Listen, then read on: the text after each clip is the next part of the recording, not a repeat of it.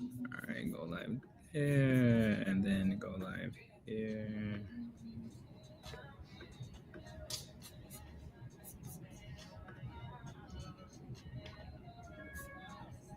All right, in live video. Let's live here.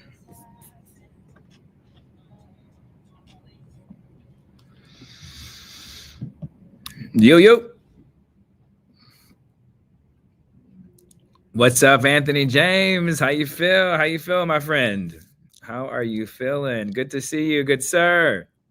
Good to see you, good sir. What's up, everybody? Maureen, my friend. Audience, I finally got the chance to meet Maureen more socially via Instagram. She put a comment on there and she's like, "It's Maureen." I was like, "Maureen." So now me and Maureen now are also two Instagram friends. It's so good to be tied with you on Instagram, Maureen. Thank you for saying something. Let me know you're the Maureen from the MuseRoom. Thank you for everything and showing up and being engaged. Like, I cannot wait to meet you like in person. What's up, Bernard? How are you, my friend? I like that last name, Allegorin.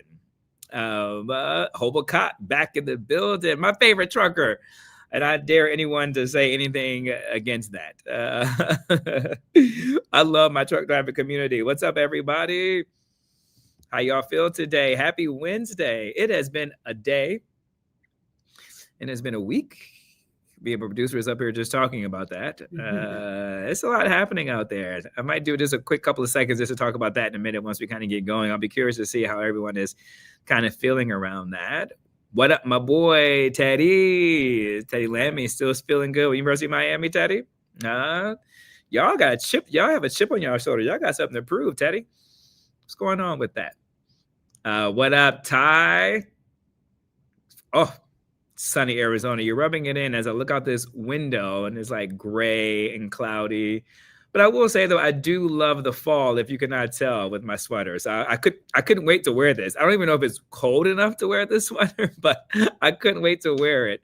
What's up, Leland? What part of Arizona are you in, by the way? I used to intern in Tempe, Arizona, back in the day for Motorola, so that was fun.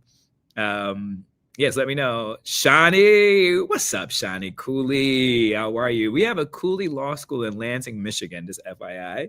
Oh, good to hear that you are well, Bernard. I like your profile. Are you really that gray in your beard?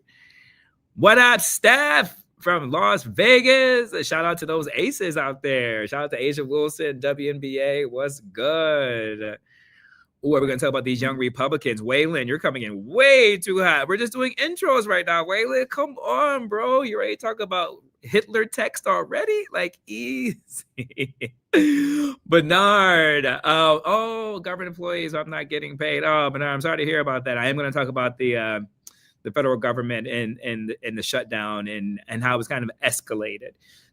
So if you have any questions, let me know too as well. Are you a federal employee in DC?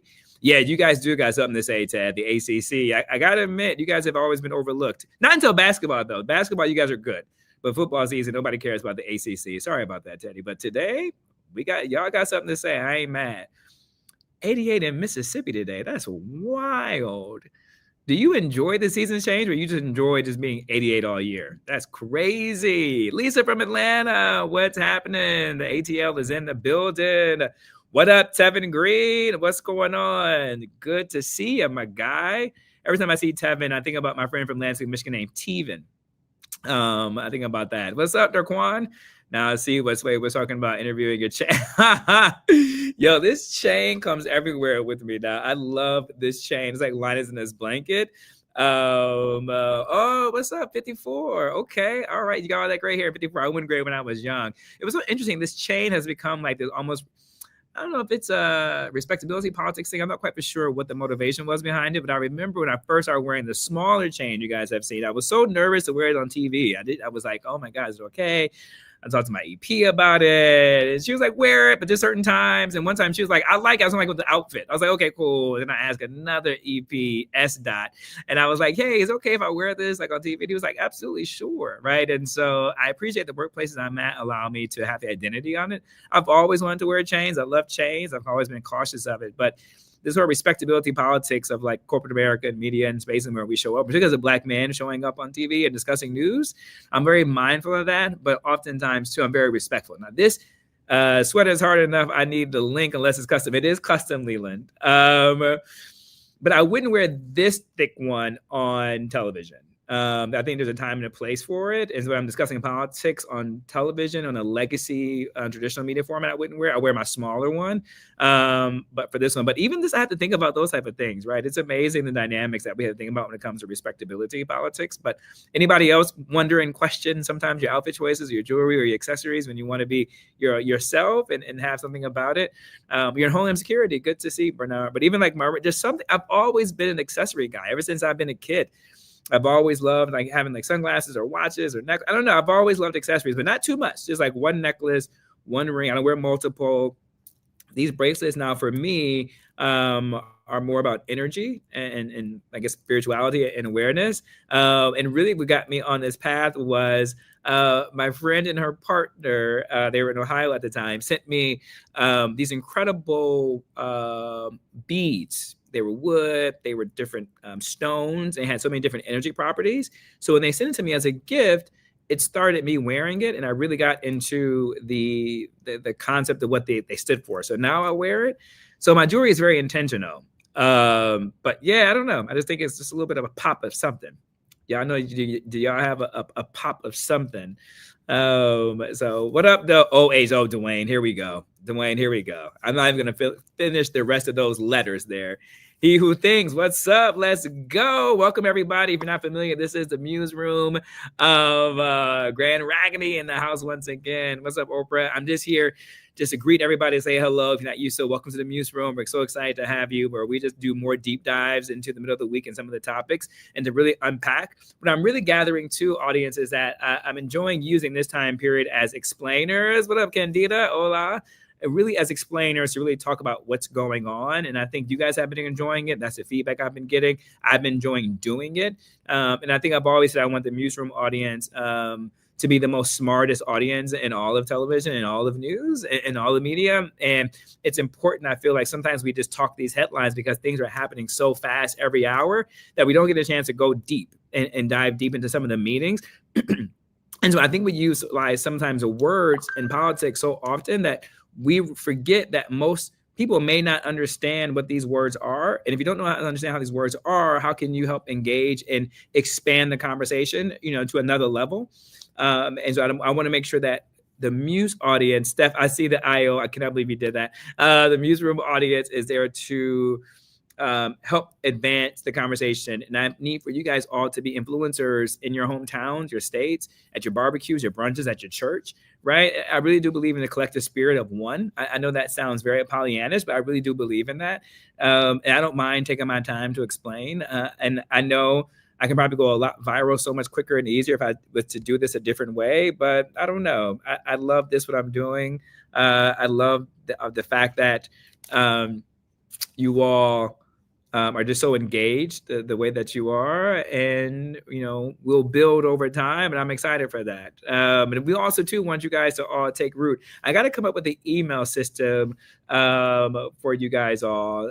Maybe we can come up with something, the MuseRoom@gmail real quick, Kat, because I want you guys to email us. Yeah, and we want to do engagement. We want to send you guys stuff. We want to send you guys some flyers. I would love for you guys to be my street team. Remember the street teams back in the day where we could help do the advertisements and the whole nine, man. I want to build with you guys together and organically. So by the time this MuseRoom has been done, we'll have an email for you guys just to shoot us an email from time to time so we can keep in touch throughout the week and we can kind of help grow this thing. I just made that up on the fly. What do y'all think about that? Y'all want to be down?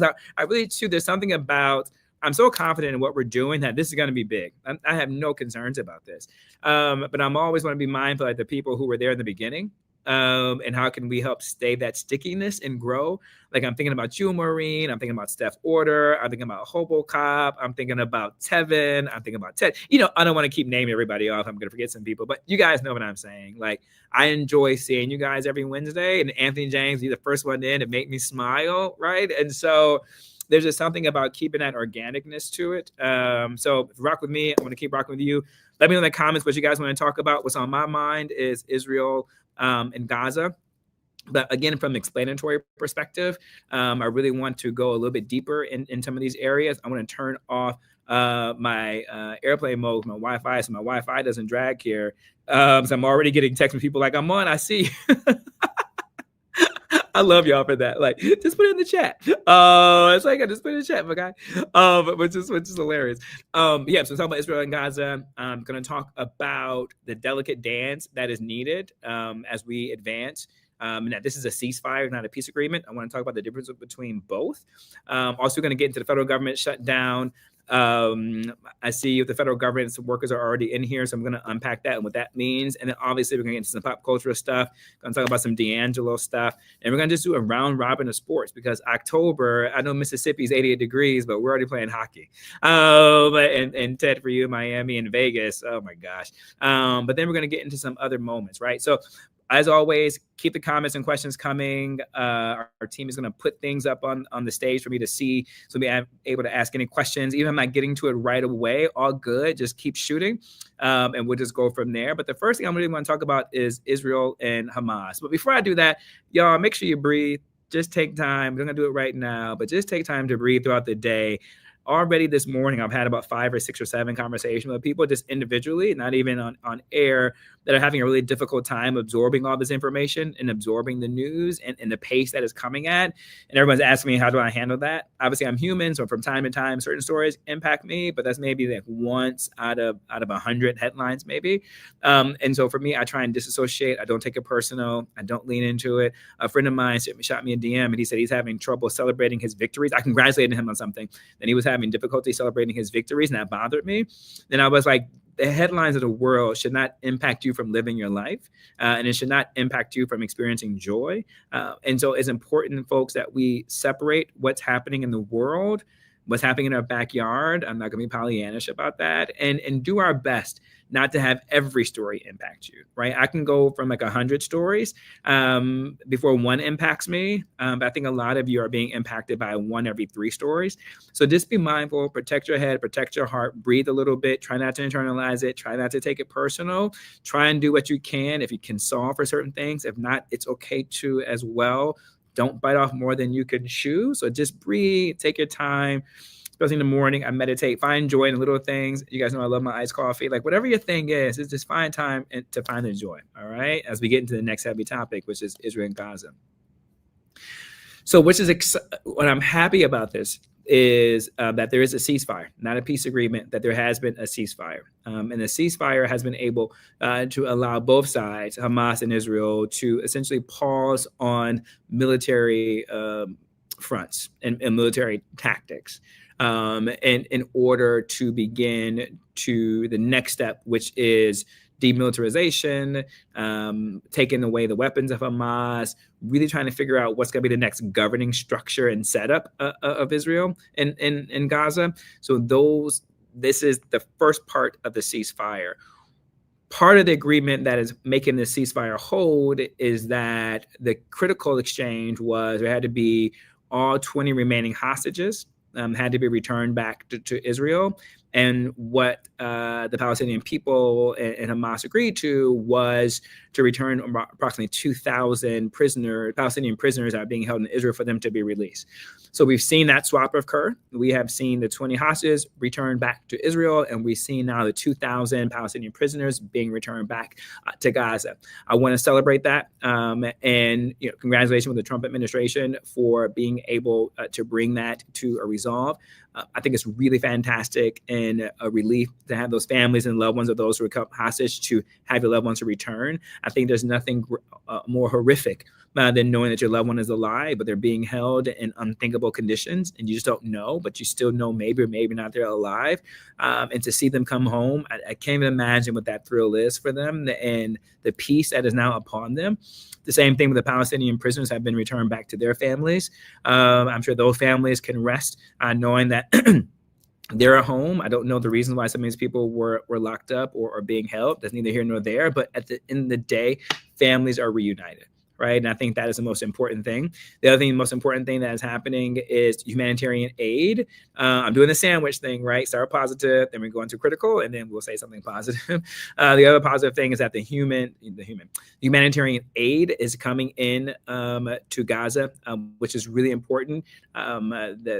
So many World Health Organizations and food organizations declared that Gaza was experiencing a famine and hunger, and that has been really challenging. The infrastructure of Gaza has been impacted, including hospitals, and so they're not able not only just to get medical supplies into Gaza, but also to the care has been disrupted because of the infrastructure damage that has been occurred within Gaza, and also to food is now coming.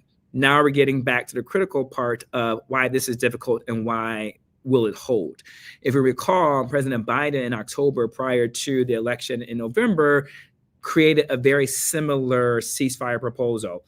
The difference between that ceasefire and this ceasefire is that President Biden, they did it in stages, where the first phase, X amount of hostages will be returned if all conditions were met. The second phase, another amount of things will be met. Ultimately, that didn't hold. The ceasefire didn't hold. Conflict resumed probably, I don't know, less than during a short amount of time. But it's a very similar structure to where we are right now. The difference is this one has been able to hold so far. And I think there were so many factors that allowed this one to hold and for this one to go through. If you think about just the amount of years that it's been, it's an exhausting process. Also, has Prime Minister Benjamin Netanyahu felt like he's met some of his military objectives up to this point. A lot of the people within his government has said, in terms of the military, what is left to achieve militarily. Also, too, I think there was something to be said about when Israel went and attacked Qatar and Doha, and they entered sovereign territory and attacked the offices of Hamas. I think that was a pressure point too for the Middle East, and particularly when you think about the Abraham Accords, which I'm going to define. It's going to be part of the explainers coming up. So I think when you apply all these dynamics together, we saw what happened with America went to assist Israel in bombing the nuclear facilities and sites within Iran. I think all that was part of getting us to this moment right here. But this is when now it is difficult. And the difficulty is part of this agreement, the bodies of the deceased were supposed to return, of the deceased hostages were supposed to return back to Israel. As a result, those bodies have not been returned. Approximately under 10 have been returned so far. That was not part of the agreement.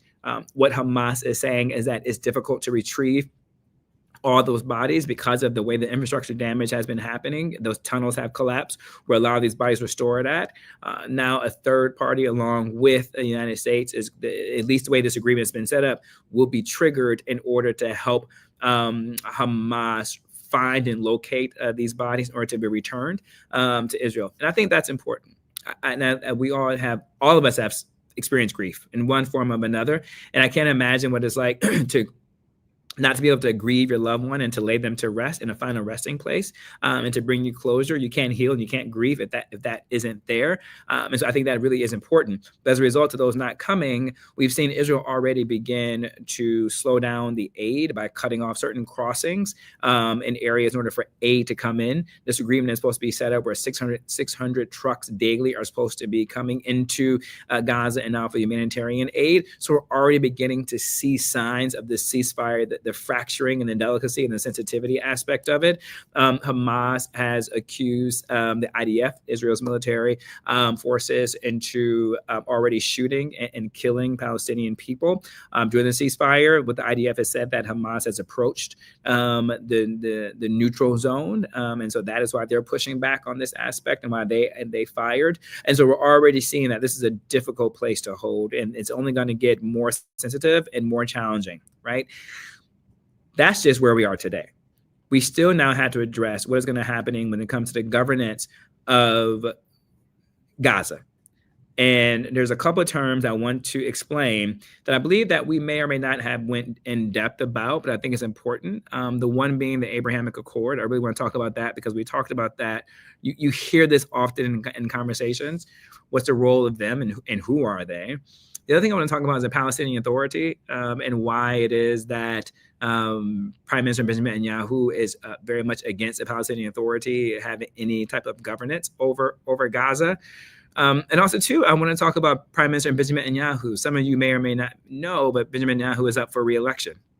And it's important. Some have said, and I truly do believe this, part of the reason why Benjamin Netanyahu has continued to didn't end the ceasefire or go into a resolve sooner is because of the fact that he was already, before October 7th attack, was already facing possible criminal indictments for what was happening. Once October 7th came, obviously, their nation paused, and criminal indictments hadn't gone forward yet. The right wing of his party has mentioned to him that if he did not continue to go down this path with total elimination of Hamas, that his government would crack and falter, and there would be he wouldn't be able to form his government. They're a parliamentary style government, and that's a whole other conversation for a different day about parliament and forming governments. But to keep everything linear, he needed that right-wing coalition for him to remain in power. The moment that he's no longer in power, the moment the indictments would come up. So there's a personal incentive for Netanyahu to have always to continue the engagement of this conflict. But now that he's up for re-election, what does the Israel people hold? I was looking at, just from pure observation, they have what's called Hostage Square, where the Israelis come and rally for their loved ones to be returned. And when President Trump was speaking in the Knesset, which is their parliament, which is their house of representatives, think of their capital, right? When he went to go speak in front of them, every time they showed Benjamin Netanyahu to the crowd, the Israelis in Hostage Square booed him. That's the only anecdotal data that I have to show that he isn't popular as one may seem. And so he could be just in jeopardy of not losing, which is why President Trump made a very unprecedented statement by a conclusion of his speech at the Knesset to Parliament, said that the president should offer a pardon to Prime Minister Benjamin Netanyahu. So that lets you know the peril that Prime Minister Benjamin Netanyahu is in. So you have all those three different dynamics that are at play. Now, the Abraham Accords, right? The Abraham Accords, they were signed. It was between Israel, the UAE, Bahrain, Sudan, and Morocco. This emphasized was to bring these areas together for economic cooperation, for diplomacy, and religious coexistence. It was inspired by the lineage of the figure Abraham, who's very much revered in Jerusalem and Christianity and in Islam, the story of Abraham. I know that you guys know that story enough.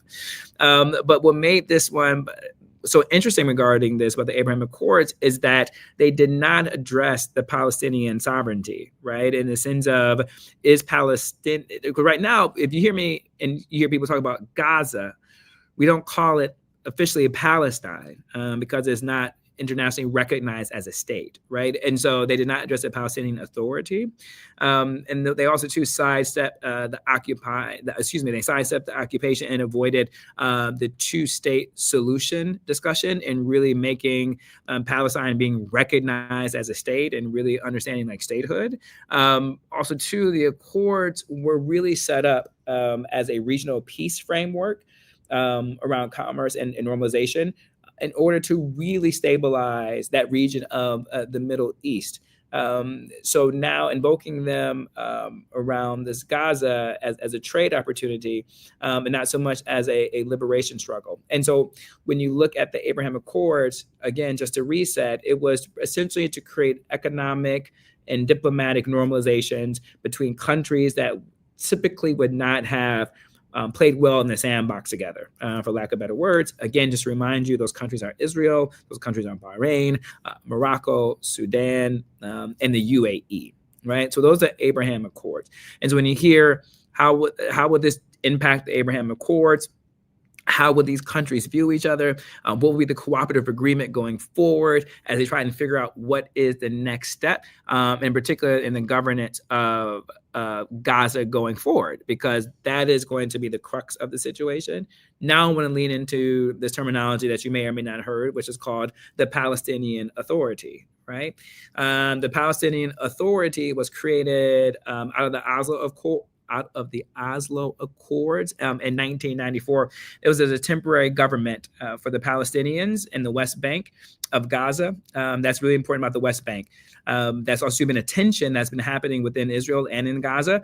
Some would even say that was part of the tension that inspired the October 7th attacks, right? In the sense of Israel continued to increase its occupation within the West Bank, again, at the encouragement of the right wing of the party that Prime Minister Benjamin Netanyahu is in. The more that it encroaches the West Bank, the more it engages with the Palestinian people in Gaza who believe that is their rightful heir to their land, right? When it comes to that, it is led by, you may hear this terminology, Mahmoud Abbas, and that is something you've heard that name, so just remember that name. We'll talk about to that. In theory, the Palestinian Authority governs the Palestinian, but under Israeli occupation. But in practice, though, it is very weak. It is very divided.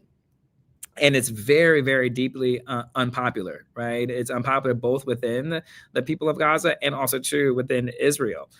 Since around 2007, Hamas has controlled Gaza, while the Palestinian Authority has governed only certain parts of the West Bank. Right. And so a million Palestinians see the Palestinian Authority as compromised, and having worked closely with Israel and international donors while failing to deliver on the independence for the people of Gaza. And this is really the dynamic when it comes to play. So before we even get to October the 7th, these are the fundamental foundations of framework that has made peace between these two entities, Israel and Gaza, so challenging, is because even within Gaza, there is no clear leadership of who has rightful authority, right? And those who want to be governed by the Palestinian Authority, or those who choose to allow Hamas such dominance and such struggle, such dominance and such control. That was the word I was looking for, not struggle. And so the idea now is who takes over from this aspect of it. As you can see, the Palestinian Authority is very complicated and it's very divisive.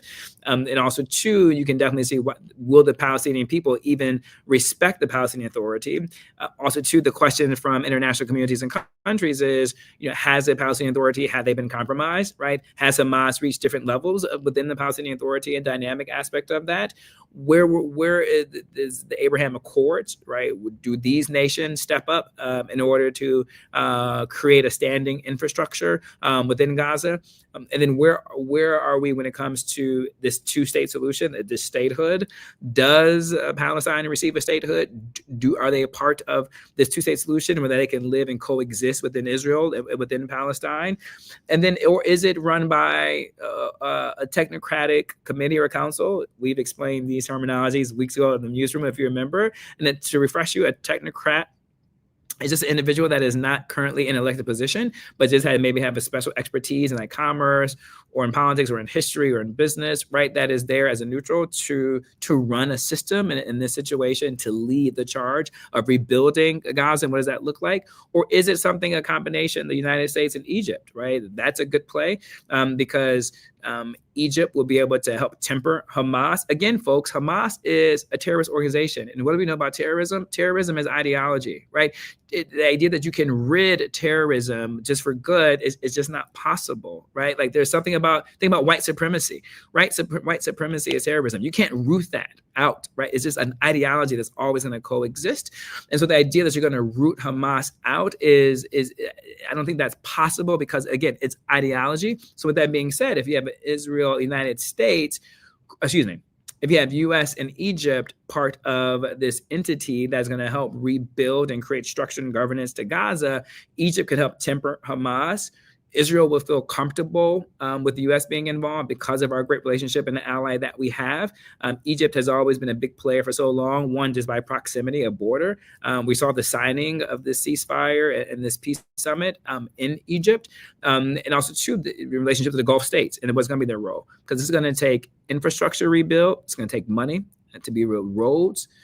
We haven't even talked about school and education, workforce. Like those are things that are needed for stability. That's here what we call in the United States soft diplomacy, right? So you have hard diplomacy and soft diplomacy. I'm gonna try and say as linear as possible, but I need to talk about soft diplomacy in order to understand what I mean by stability within Gaza. We oftentimes will help other countries in soft diplomacies, helping with their infrastructure. That's not new. Helping with their education system. That's not new. Helping create jobs. That's not new, right? When you have good infrastructure, when you have good jobs, you have good education. What is that, folks? That's stability. That's normalization. That's not civil war. That's not infighting. That's people being happy, being in their own country. That's not them wanting to migrate up to the United States or migrate into the United States. And so that's stability, that's soft diplomacy. That's exactly what's going to be needed in Gaza. If we, as in the global community, don't want this terrorist organization, Hamas, to continuously its stronghold on Gaza, you can't allow a vacuum to exist. And so therefore, you must have infrastructure, you must have jobs, and you must have education. That is the only way you create stability and normalization. And part of that is how you can have a peaceful coexistence between Israel and Hamas. So with that being said, I'm going to just stop right there. Let me know if you guys have any questions, any comments. That is a lot to talk about. Okay, we have a question from IG. What's up, Instagram? Y'all here? Cool. I see. All right, IG question from all the food guy, baby. I think that's how you say it, baby. Do you feel the only reason that ceasefire was attained is due to the resorts that are planned for Gaza? Plus, maybe Israel gets a share. I can't speak on that part. I will reference, I do know what you're saying. President Trump has mentioned the idea of turning that into beachfront and into development and into property. So you are right with that question because that has been inferred. But I can't talk about whether or not that is the reason behind it right now. But I will discuss that it was what I said earlier, and the fact that this framework was already established underneath President Biden. And this isn't to compare administrations. I'm not doing that. But the only thing I'm just saying is that there was a similar ceasefire that was done in October that kind of had the same system. But this one, instead of releasing the hostage at one time, President Biden was underneath a framework. But both Biden and what the Trump administration will acknowledge is this next step of governance, which I've been leaning into, is going to be the most difficult thing. The Biden administration, they couldn't even get to the next phase because of the fighting that took place, which is why I kind of outlined the pressure points of how we got here to begin with, which was an attack on the sovereign country in Qatar in Doha. We're trying to attack Hamas. The U.S. attack in Iran with disabling some of their nuclear, that's why I said some, not all, some of their nuclear capabilities. And so also too, after 2 over years of fighting, you kind of get into a place of like, what is next? Israel did go into Gaza City and they always felt was a stronghold of Hamas, and was able to achieve military targets and accomplishments. And so when you bring all those together, they felt like Gaza City was the last stronghold for Hamas. And so when you bring all that together and say about the timing, this is how we actually got to the ceasefire as it is. And so I hope that answers your question. And I don't think that's a bad question because President Trump did put it out there. Dwayne, I always wonder what Egypt's relationship is with Gaza. I would assume they could help with stability there. Yes, when this conflict first started, Egypt was a very much a player that was moderating what was happening immediately after the October 7th attacks. In particular, because of the fact of Egypt was used as a staging area for aid to come in and out because of the border, Egypt took a very interesting position very early on. And Egypt's position was when you saw a lot of people saying, well, why don't those people, the Palestinian people in Gaza, just go to Egypt? And why don't Egypt just take them all in? There's a couple things that play with that. And I got this from a source, and I don't want to give up my source here, but he was very much tied to Egypt. Well, let me edit that. He was Egyptian. How can somebody be very tied? He is Egyptian. His whole family was in the Egyptian military. And what he told me, and I asked him the question. This was the first time I said, why doesn't Egypt open up its borders and allow these people to come in? He said, no. He said, the moment the people that live in Gaza leave their home, they won't have anything to come back to. And then that would be the objective will be met by those who don't want to see Palestine as a state. I thought that was interesting. But also, too, I thought was interesting, too, as well. Egypt was also, too, going through their own economic struggles as well. Their instability with their economics, to be able to absorb that level of immigrants and migrants to come through will be a lot for them to absorb. So I want to give you a little bit of context, Dwayne, on that one. But also, too, Egypt has been a major player in a sense of diplomacy. And insisting and trying to bring all these players to the table, and in particular, Qatar. And for good or bad, for however you see these Gulf states, have been quite the diplomatic stakeholders that are needed, not only to get us to this place of the ceasefire, but going to be really needed going forward as we try and get to this peace portion as the part that we get to governance. Really great questions. I love how you guys are out here thinking and discussing this as well. All right. Anything else that you guys may learn? I'm kind of done when it comes to this part of Palestine and Israel. With the time remaining, I do want to move on.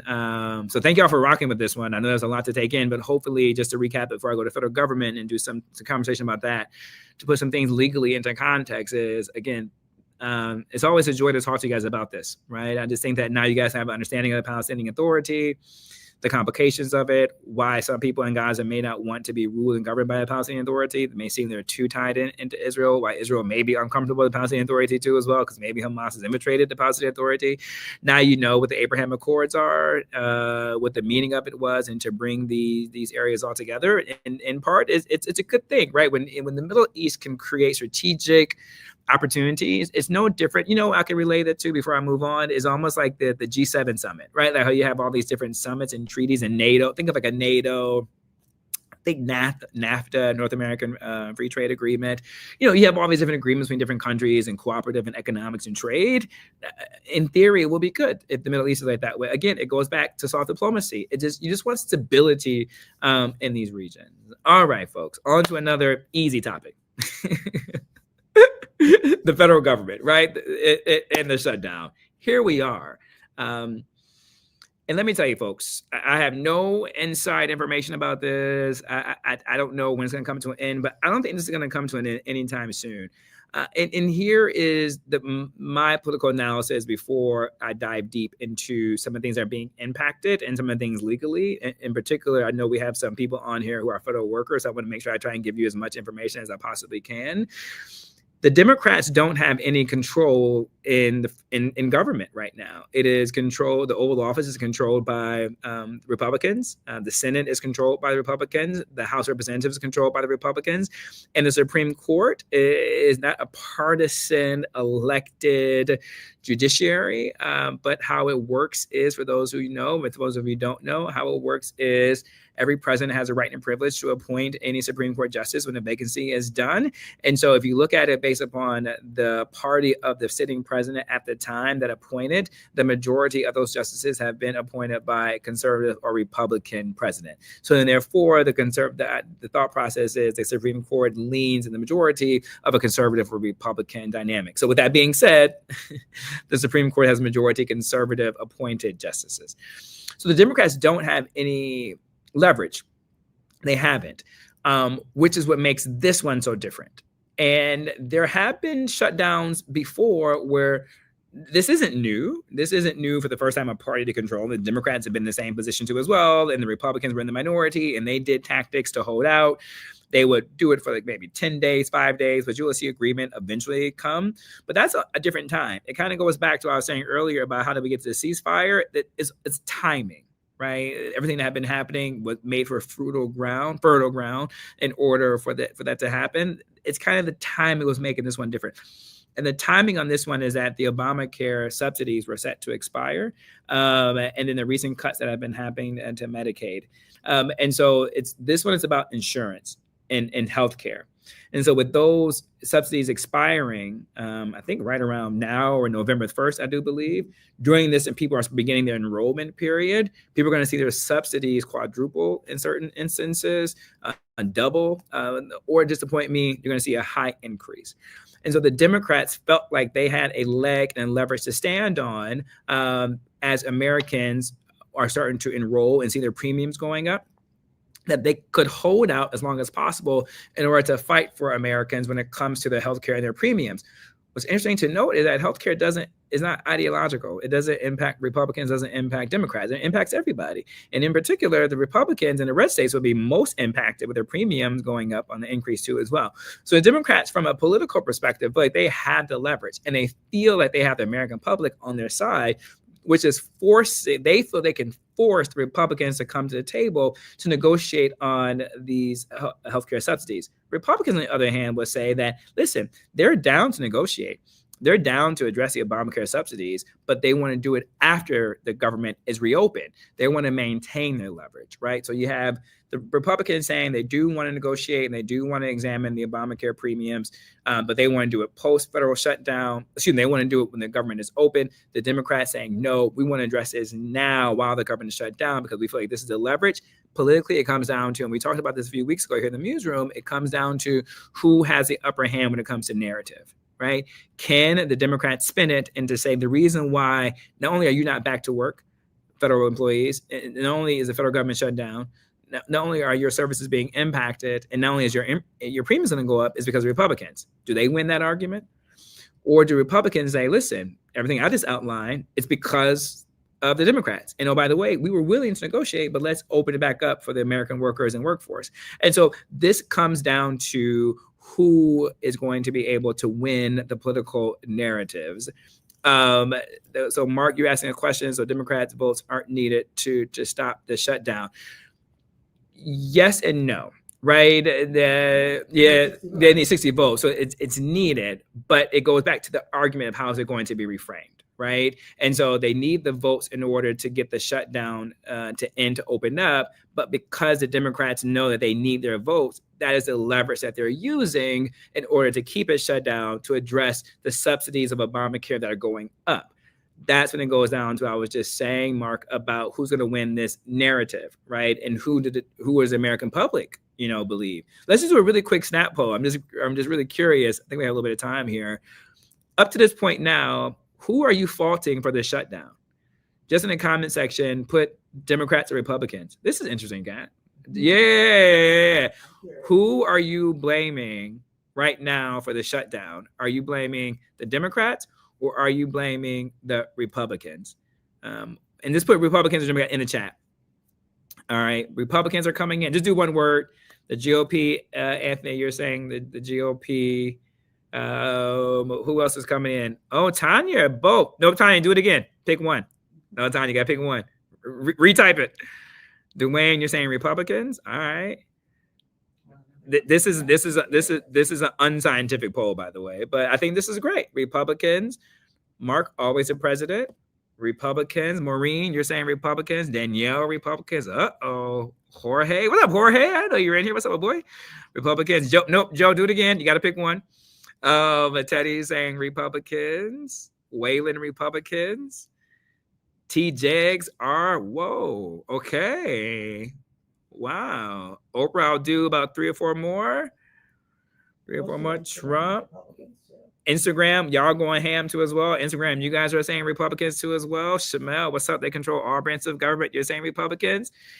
All right, Mark. So that answers the question, right? But I'm glad you asked that question because you prompted me to talk about this poll. And so, Mark, if you see that the majority of the MuseRoom poll, I'm going to make this a scientific poll. Fuck it. The majority of the MuseRoom, and therefore it is true, believes that it's a false Republicans. So then therefore, Mark, the Democrats can hold out their votes that are needed to open it up because, again, they're saying, as of now, the narrative is on their side. All right. But let's see how the Democrats' narratives will be on their side. I want to be very clear here in the MuseRoom and everything in the Mike Muse entity ecosystem. I am nonpartisan. I just love to do analysis here. I don't want to come in and lean one way. I don't want to come in and lean Democrat. I don't want to come in and lean Republican. I think, audience, really honestly, I think that's how we got into the state that we're in right now, the Rosenberg democracy. It's because we're so used to seeing things from like right versus left, right versus wrong, in attack mode. And not really looking at the nuance of everything and not looking at it from the policy perspective and how it impacts, the average person.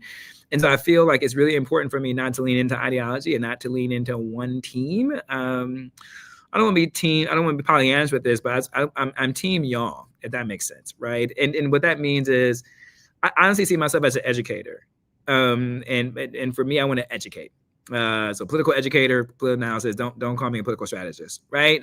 Just because of that, because I want to know, and I want to hear what you guys have to say after I lay this out, how long the Democrats can hold the line with this, right? Because we're going to look at the mass federal layoffs during the shutdown. We're looking at approximately 4,000 employees are going to be laid off. Now, that's an important distinction here, because typically during this time period, individuals are not to be terminated, right? They're just not, right? That goes against precedent, that goes against time. But Trump has said with his budget director vote that they will use this period in order to terminate the workforce. And also, too, Trump has also, too, said that when it comes to retroactively,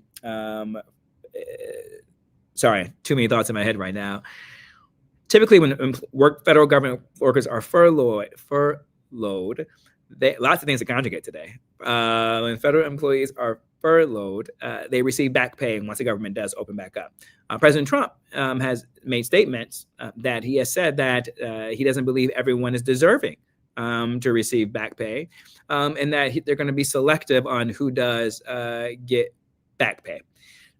Historically, during shutdowns, the agencies furlough staff. They're idle, if you will, rather than permanently firing them. And they scale the permanency of these cuts are unprecedented, the way that people are just being cut, right? This is not precedent. This is not typical. This is not supposed to happen, right? So that's point number one. When you think about the impact of this holdout, this federal government.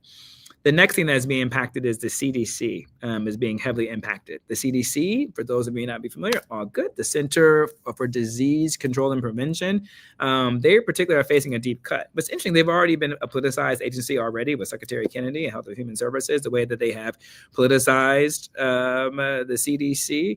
Approximately 1,300 initial layoff notices were sent.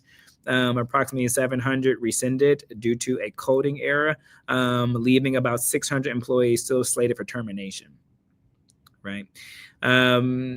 This includes those tied to immunizations, epidemiology, statistical divisions, and the offices that handle congressional liaisons. They all have been hit really, really, really hard.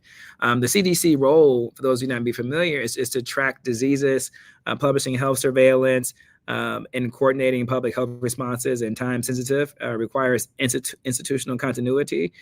Disruptions hinders outbreak response and or surveillance, right? That's another thing. So CDC, our health can be extremely impacted. But I want to look at the examine the union and union pushback. I'm thinking about you. Oh man, the one who works for the Homeland Security with the great beard. I forgot your name, Bernard. Thank you, Bernard. This comes to you, right? Unions are arguing that these mass firings are illegal, especially because many of the roles are non-essential in the shutdown framework and thus should not be permanently terminated mid-shutdown. There is a hearing that will be addressed to address this issue coming up. The argument, though, is that during the shutdown, only essential roles remain active. Non-essential employees are furloughed, but retain employment status.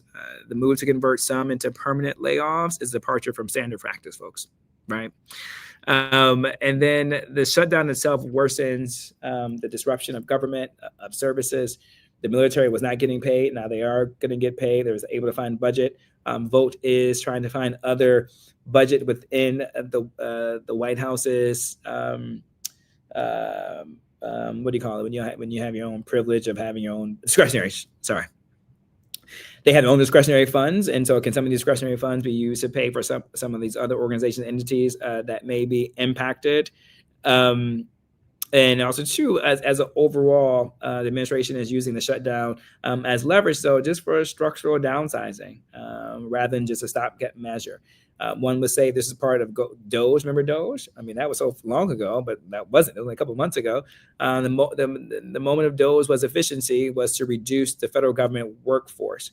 So what the administration and Vote is doing right now is they're using this shutdown to do legal maneuvers to actually fire and to terminate the workforce employment by downsizing at large scales quickly underneath the disguise of the federal shutdown. And their thing is to blame the Democrats. So this is why politically, unfortunately, the Americans' lives are being used in this political system here when you have the Democrats who are leveraging this political shutdown for the only piece of leverage they have. Their take is they're doing it on behalf of healthcare. You have President Trump and his administration using this federal shutdown as a cover in order to achieve the goals that DOGE wasn't hitting, which is downsizing of the federal government workforce, while at the same time the American public services are being disrupted, and also true federal employees, including the ones you guys are here right now on Instagram and the MuseRoom, are being impacted by not receiving a check. Oh, and then by the way, the more uncertainty on top of that of not knowing if you're one of the ones who are deserving to receive back pay.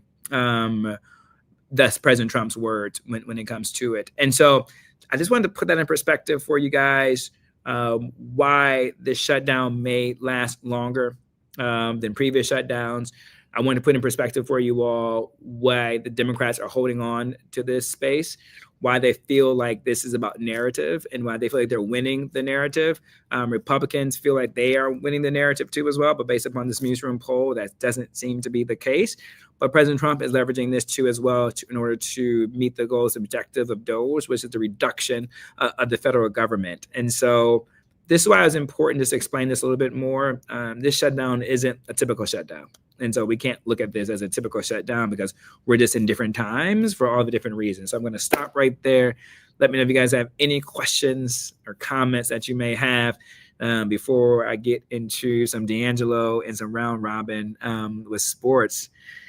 We are the pulse of the nation. Yeah, Bernard, you guys definitely are, man. Federal workers. Thank you for being here, Bernard, too, by the way. I hope I was able to give some type of other nuance and explanation about like what is happening here right now. So I appreciate you, brother, for being here, and keep that beard gray, although you're 54. It's all good. You're young at heart, my guy. You're young at heart. Really appreciate y'all, man. I'm having so much fun. For me, the complicated the topic is, the better, the more I need to use my conjugation words is even better for me for my day.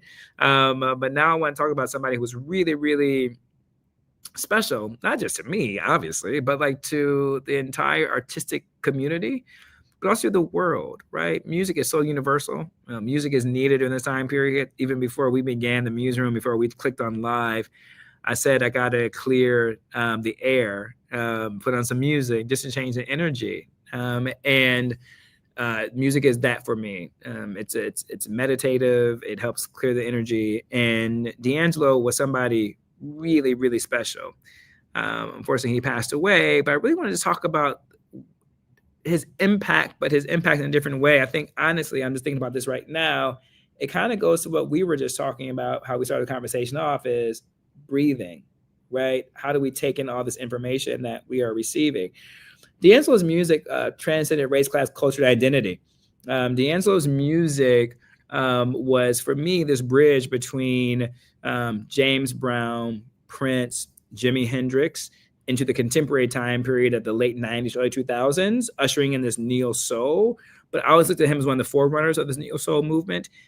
He had a different distinction about it. They were all fantastic. His voice was so layered. It had so much character to his voice. It was part raspy, but part smooth. He had incredible range. He had a great lower register, but he had a way of hitting those falsettos and going up into his upper register. It was so raw and so emotional.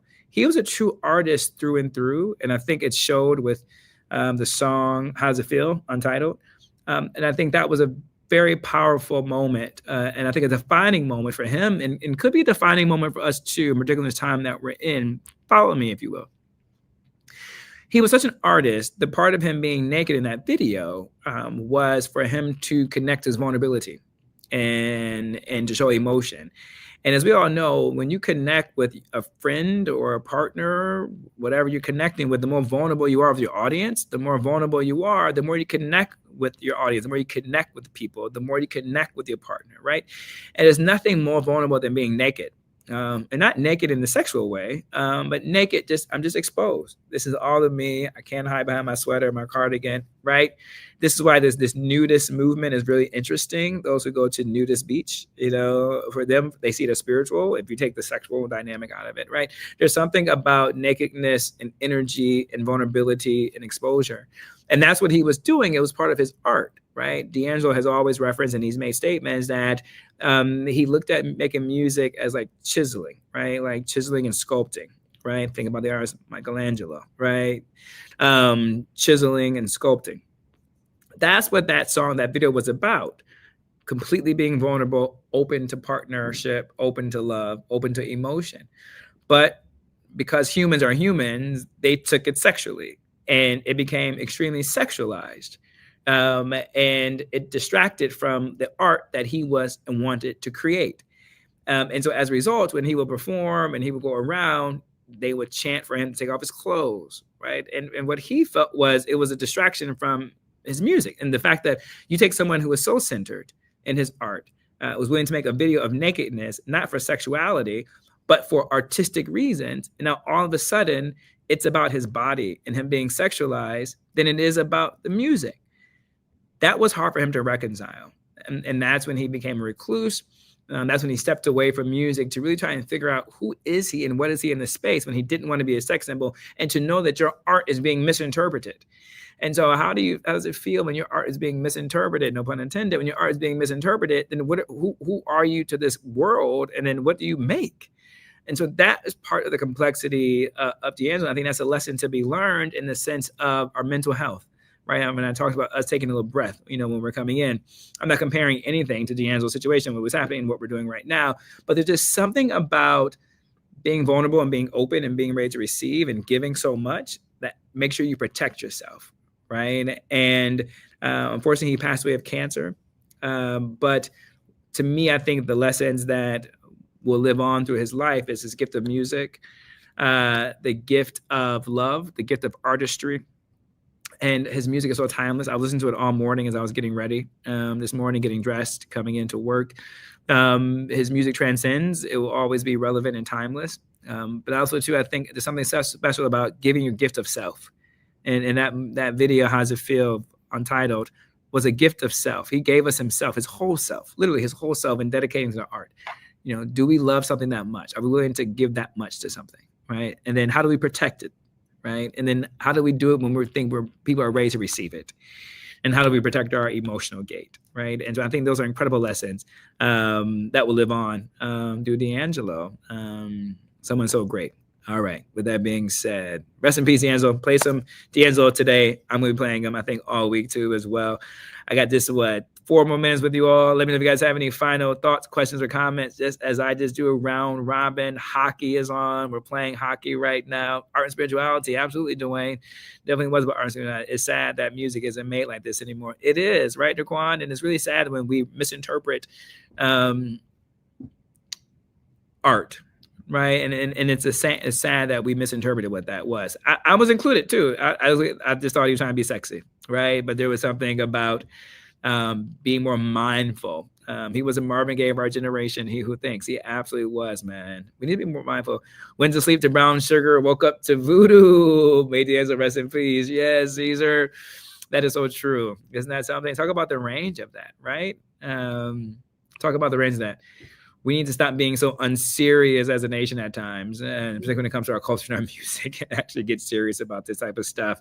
But go baseball. Dodgers, they're out here. I love my Dodgers. I know I live in New York, but I love the Dodgers, man. I'm a big Mookie Yamamoto.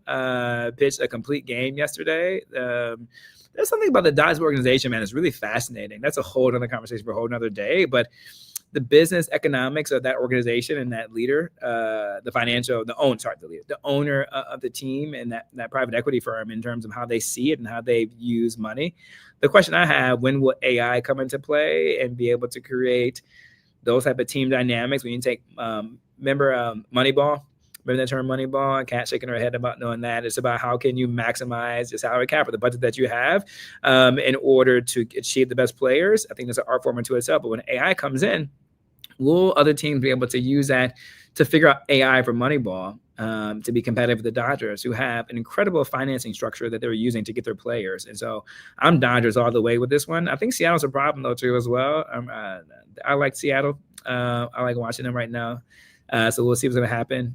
All right, I'm Dodgers. Who y'all got? And then, obviously, football.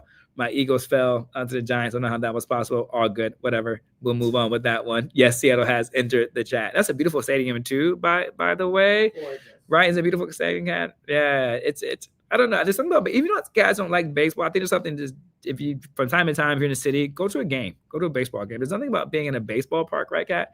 There's something so American about it, right? And buy a cheap ticket. I remember one time I went to Baltimore for a work trip, and my hotel was next to Camden Yards. And I always wanted to see a game in Camden Yards. And I literally, in my hotel room, I checked in, I could see the stadium. I dropped my bag, ran to the stadium, and bought the cheapest ticket, right? I don't know, like $10, $20, I don't know. But the point was just being in there. Of course, I found my way down front, but that was me just being sneaky and just sliding down. But I had a good beer, had a hot dog, and what is Baltimore? The crab cakes, right? They got the crab cake sandwich. Yeah, they got a crab cake sandwich, and just do that. Basketball starts next Tuesday. I'm excited for basketball, but it's almost too early for me to really get into basketball. Let's go Dodgers, Shamel and Maureen. Absolutely. But I definitely want to see LeBron and the Lakers and what the Lakers are going to do this season. I'm Team LeBron all day. Go Bears. KC win, baby. Oh, KC. That was an interesting game. All right, Mark. Mark, where are you from? Are you from Kansas? Where are you from, Mark? I'm curious now. Leland, go Lions. I know. Lions are so exciting to watch. As you guys know, I'm from Michigan. I don't root for the Lions, but I always want the Lions to. I'm happy when they do win. I never go against the Lions. But folks, it is 2:00. I've kept you right up to the hour. Thank you for rocking and hanging in there and having a good time with me. But I do want to just say we always close the Muse movement and how important aid organizations are. There's something about the Red Cross I'm paying attention to. The Red Cross is both as humanitarian aid, but they also have been a key player in moderating and bringing home the hostages. I think our NGOs are going to have a whole new redefinement of who they are in this era of just different geopolitical dynamics that we're trying to find our ways through. So we're going to put on, when we upload the final portion of this MuseRoom, we're going to put a link so that you can kind of give aid to support and figure out how to get involved with the Red Cross, and also too with the World Central Kitchen. I think they're doing some really phenomenal work too as well. Red Cross is redcross.org. The World Central Kitchen is www.wck.org. So make sure you follow those and give support, and let's really think about our NGO so differently. I love you guys so much. What a great time that we have had. I love rocking with y'all, man. It's so much fun. I'll see y'all next Wednesday right here, same time, same place. Oh wait, Kat, did we get the email? I will have it. We'll get the email for next week. We're gonna do. There's so much going on, but for next week, we're gonna get an email address going for you guys to be able to rock in. I want this to be my street team. Remember old school street team back in the day? I know it's wild. I really want y'all out there rocking. All right, I love y'all so much. See y'all next week, and also tune in this Saturday, Mike Muse Show, Sirius XM 126, 4 p.m. Peace. Love y'all. Bye bye. I'm gonna push in the stream, and now I'm gonna push in the stream now. In the